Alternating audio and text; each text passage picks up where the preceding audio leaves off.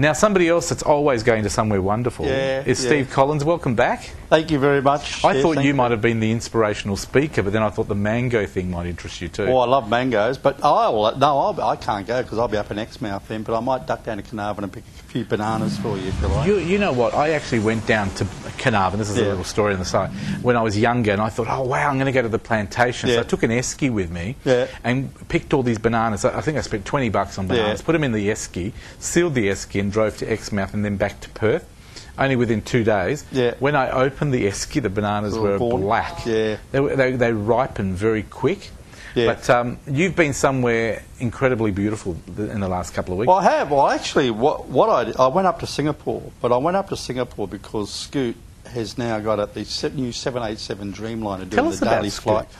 Well, Scoot, it's a budget airline based in Singapore.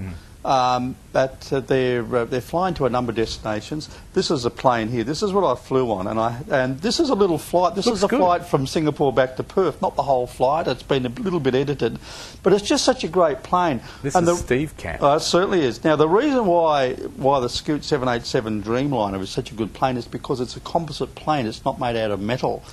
And that means it gives it a couple of advantages over other aircraft. It's lighter because it's not got all this metal hanging off it, and the other thing is because it's not metal, there's no rust, and when you sit on board this thing, it's much more comfortable because the pressure. Normally, if you sit on a plane that's pressurised about 8,000 feet, well, this is pressurised about 6,000 feet, which is more comfortable. But more importantly, the humidity is 15%. Which is fairly natural, whereas on a normal aircraft it's about 4%. So is it more comfortable? It's much more comfortable, and it's spacious because it's light, it's big. The ceilings seem to be a lot higher. It seems to have a lot more space in it, and even the luggage compartment, we're landing in Perth, even the luggage compartment seems to be a lot bigger. But the thing is, when you a lot of luggage compartments, you stand up and you bang your head. This thing is tucked into the wall and it's really good. But the best part of it I was going to say the best part is there was no screaming, which means it must have been a safe flight. It was a great flight, but the best part is, because it's composite, there's no welding or anything like that. The windows are about double the size of a normal plane, and they're panoramic. Oh, wow. And so you sit there, even if you don't have a window seat, because I went up, I had an aisle seat, and you can still see everything. It's fantastic. Is this something they don't advertise, or is it supposed to be popular, or is it not? Well, no, they've only introduced, the Dreamliner's only been flying daily to Perth for a couple of weeks now. So I got the opportunity to go up to Singapore on it, just to try it, because I'm a bit of a How's the service on board? Service was good. Look, it's a budget airline, so you choose what you want to eat, and you pay for it like you do. But the food was nice. I had a couple of different dishes. It's on time. Everything on time. It left a little bit late from Perth, but it got into Singers on time, and coming back, leaving Singers, we were dead on time. And I noticed from your footage, it's not one of those airlines that you have to walk 50,000 kilometres from the airport to the train to the bus to get on. No. You go straight on. You go straight into the air bridge. It lands at Changi Airport, which is the main airport. You just get off through it, and the thing about Singapore is you're through customs and immigration in a matter of minutes. 2 minutes for me to go through. And did you like Singapore? Because I've actually only been there as a stop-off. Yeah, I do. What's so special about Singapore? Well, Singapore is evolving all the time, and I found the best place, and this was called Gardens by the Bay. Now, it's in a big area. It's out called Marina Sands. Now, you may have seen the big hotel there. These are the sky trees here. This is an enormous garden, but there are several aspects of this garden. These are the sky trees you can walk up. This is the flower dome. This is a monstrous, great big glass house, and it's got all these themed plants here. It's got an Australian theme, and you get the West Australian plants, some woolly bush, etc., and the grass trees there. It looks beautiful. It's got a California. They had a tulip theme going, and the tulip theme was centred around fairy tale characters. There's Red Riding Hood, for instance, and there's all these magnificent tulips. Whereabouts is this? This is on Marina Sands. It's called Marina Bay. Okay. And look, they've got Cinderella's coach, and they've got the Seven Dwarfs' house, etc.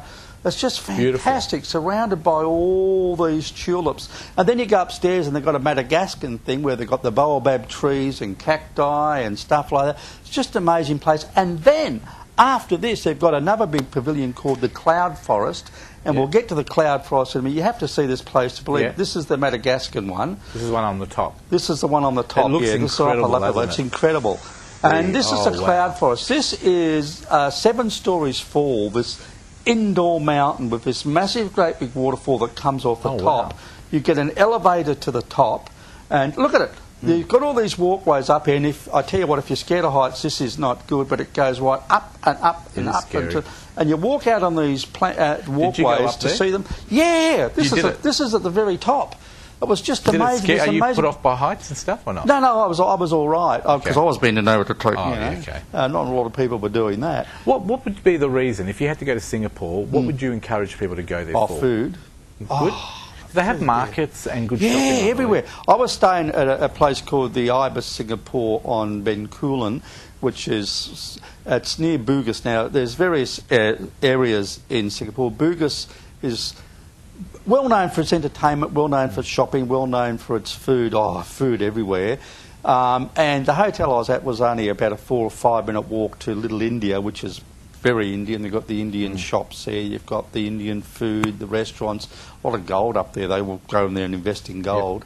And from there, I caught the train direct to Chinatown, where you get great food.